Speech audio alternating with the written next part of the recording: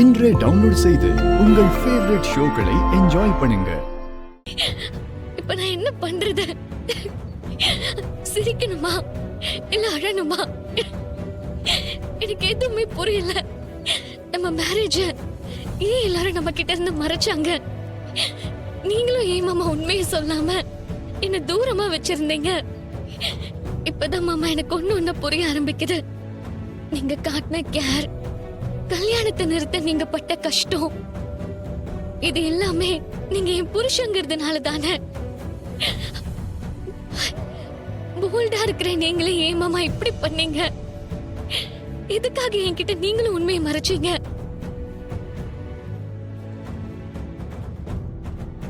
இந்த குழப்பத்துக்கெல்லாம் காரணம் அந்த ஆபரேஷன் தான். நான் இப்பவே ராதிகாவையும் அந்த டாக்டரையும் பார்த்து பேசினா மிச்சம் இருக்கிற உண்மையும் வெளியே வரும். எல்லா ரகசியத்தையும் நானே தெரிஞ்சுக்கிறேன்.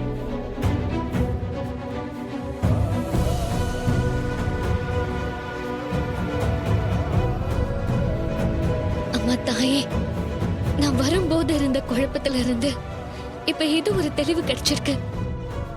கார்த்தி மாமா எதுக்காக என்கிட்ட இருந்து விலகி இருக்காருன்னு இன்னும் கொஞ்ச நேரத்துல நான் தெரிஞ்சுக்கிறேன்.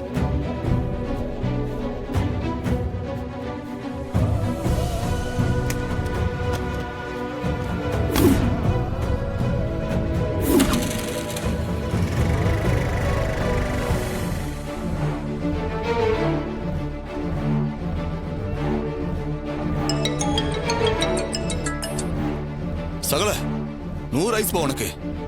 நானும் ரோகிணியும் உங்ககிட்ட பேசணும்னு நினைச்சா அதுங்களும் நீயே போன் பண்ணிட்டப்பா. என்னங்க இதை நான் சொல்லணுமா?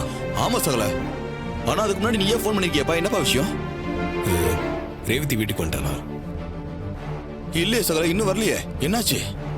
இல்ல, ரேவதி ஏதோ ஒரு விஷயம் என்கிட்ட சொல்லணும்னு வந்தா, ஆனா என்கிட்ட எதுவும் சொல்லாமலே போயிட்டா.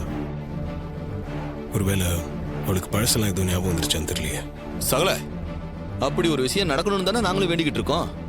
ஆனா ரேவதிக்கு ஞாபகம் வந்துட்டு அவ இப்படியா இருப்பா? சரிங்க, பார்க்கலாம். சரிங்க, நீங்க எதுவும் சொல்லணும்னு வந்தீங்களே?